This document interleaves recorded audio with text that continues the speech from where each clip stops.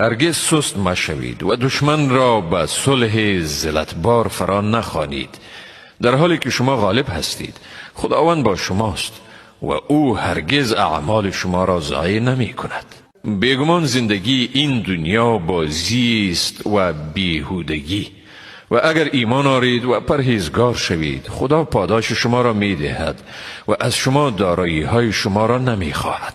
اگر از شما آنها را بخواهد و بر این تقاضا بر شما اصرار نماید، بخل می ورزید و کینه و خشم شما را آشکار می سازد.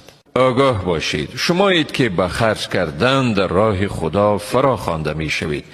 با این هم بعضی از شما بخل می ورزند و هر که بخل کند به خود بخل می کند و خدا بی نیاز است و شما محتاج هستید.